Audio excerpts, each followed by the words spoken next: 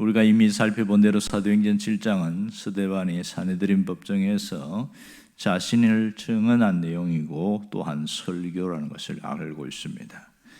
이제 이 진술의 마지막 종반부로 향하고 있습니다.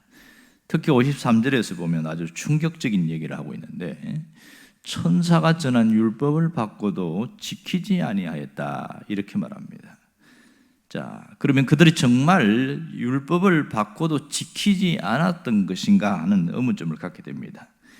유대인들은 자신들의 전통과 이 관습을 철저하게 지켰습니다. 바리새인들의 경우에 이 율법을 지키려고 굉장히 많이 노력을 했고요. 그래서 율법을 잘 지키는 걸 보여주기 위해서 일주일에 2번씩 금식하고 11조는 절대로 빼먹지 않습니다. 그리고 자신들의 머리에 경문을 달고 다니고 또 옷수를 늙으면서 어떤 성경 구절을 몸에 다 지니고 다니는 정도, 굉장히 열심히 특심한 사람이었습니다. 이런 사람들에게 율법을 지키지 않았다고 한다면 그들이 어떻게 받아들일까요? 그들이 얼마나 율법을 특심인데 지키지 않았다고 하면 자신들의 신앙을 폄훼하고 신앙 양심을 들밟는 행위라고 그렇게 말하지 않겠느냐는 겁니다. 스데반이 그러면 왜 이렇게 알면서 강조를 하는 것일까? 정말 그들이 율법을 지키지 않았다는 것을 뭘로 증명하는 것입니까? 이걸 잘 봐야 됩니다. 그 이유가 52절에 있습니다.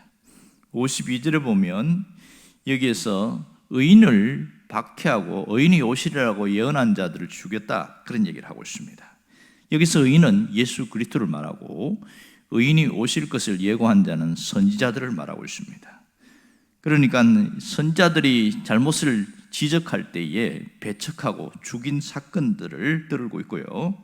또 예수님이 오셨을 때 정작 이들도 예수님을 신성 모독죄에다가 뒤집어 씌워서 죽였다는 겁니다. 그래서 너희는 그 의인을 잡아준 자요 살인한 자가 되나니, 이렇게 이야기합니다. 굉장히 수준이 높은 아주 센 표현을 쓰고 있습니다. 예수님조차도 신성 모독죄로 뒤집어 씌운 것이지요. 왜 그렇게 했느냐? 이 유대인들은 자신들이 예루살렘 성전 안에 하나님이 계신다고 생각하고 하나님은 거기에 가두어 놨어요. 심지어 예루살렘 성전의 그 건물과 하나님을 동일시했습니다. 이 자체가 엄청난 우상숭배라는 걸 우리가 알고 있습니다. 그러다 보니까 성전에 대한 어떤 한두 마디를 하면 신성 모독죄라고 그렇게 취급을 해버렸습니다. 그만큼 투철하게 신앙을 지키고 율법을 잘 지키는 자고 했던 그들이 오히려 우상숭배에 빠지는 어리석음에 빠진 것이죠. 지금 사내들인 공회원들 앞에서 스데반이 이렇게 설교하는 것은 그들이 잘못된 성전관에 대하여 질타하고 있는 겁니다. 예루살렘 성전을 지키기 위해서 몸부림친 것이 얼마나 큰 실수냐? 참 성전인 그리스도를 배척하는 그런 어리석음을 범했다, 이 얘기를 하고 있습니다. 심지어 스데반조차도 신성 모독죄로 뒤집어 씌워서 죽이려고 하는 자들입니다. 성전에 대해서 폄훼했다, 그런 뜻이 되겠지요. 그들은 말씀을 지키려고 한 것이 아니었습니다. 오히려 자신들의 갖고 있는 기득권을 지키려고 하는 것이었습니다. 그들은 포장된 말씀을 지키는 자들이라는 것을 포장하여 자신들이 갖고 있는 편견과 이기심과 욕망을 내려놓지 않으려는 그런 의도가 훨씬 강한 자였습니다. 종교적 열심으로는 말씀을 지키는 자처럼 보였지만 실상은 말씀을 버리는 자라 살았습니다. 비근한 예로 보면 부모를 공경하라, 5계명에 철저하게 되어 있지만 그들이 부모를 공경하기 싫어서 만드는 게 뭐냐면 고르반이었습니다.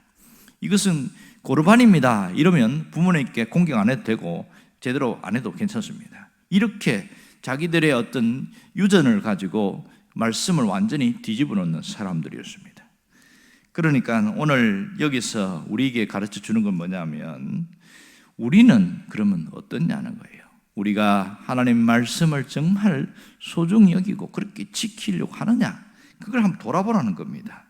늘 말씀을 함께 살면서도 말씀을 지키지 않는다면 이들과 별반 차이가 없지 않는가, 이것을 한번 돌아보기를 원하는 것이지요.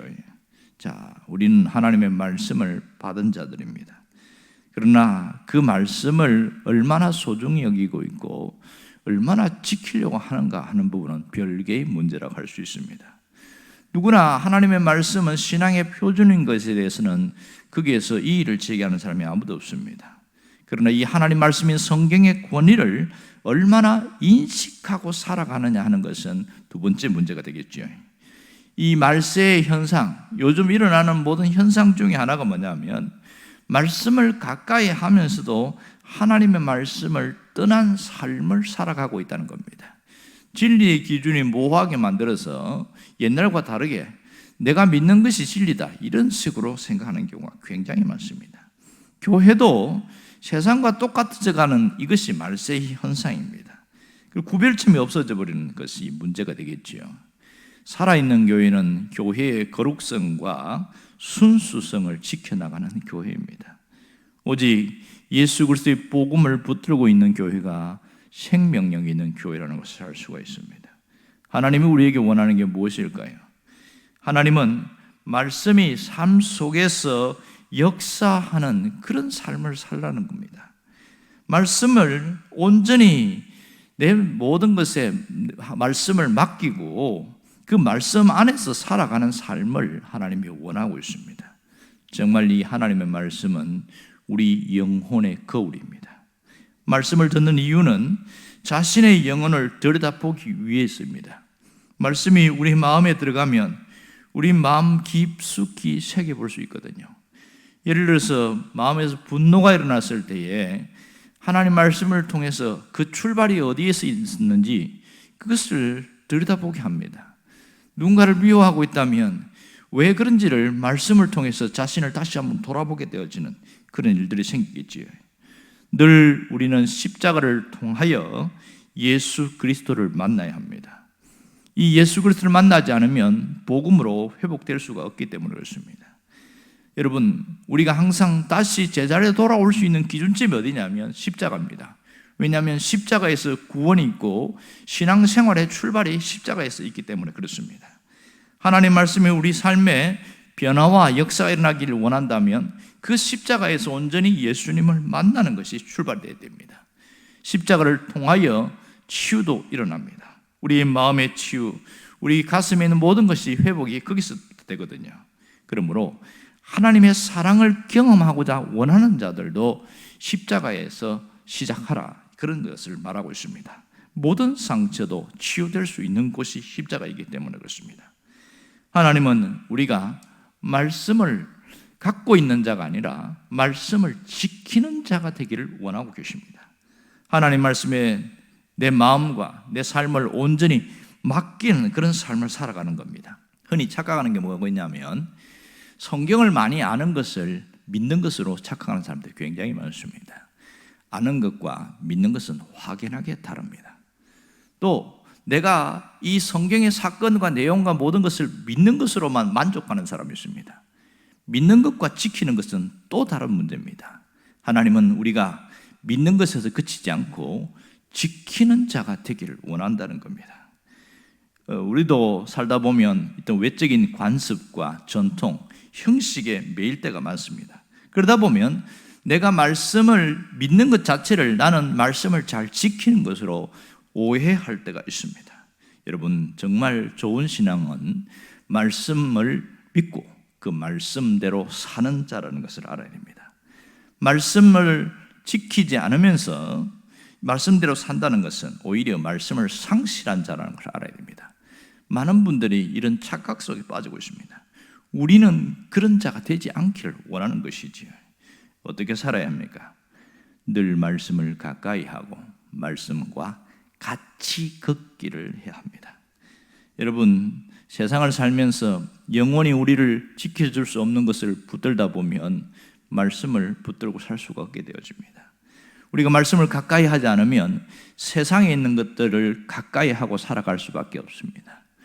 주의를 지키는 것에 목숨을 걸고 잘했지만 정작 삶 속에서 이 말씀을 잃어버린 자들이 종종 나타나고 있습니다. 우리는 그런 자가 되지 않기를 원합니다. 그러므로 하루의 시작을 말씀과 함께 하기를 바랍니다.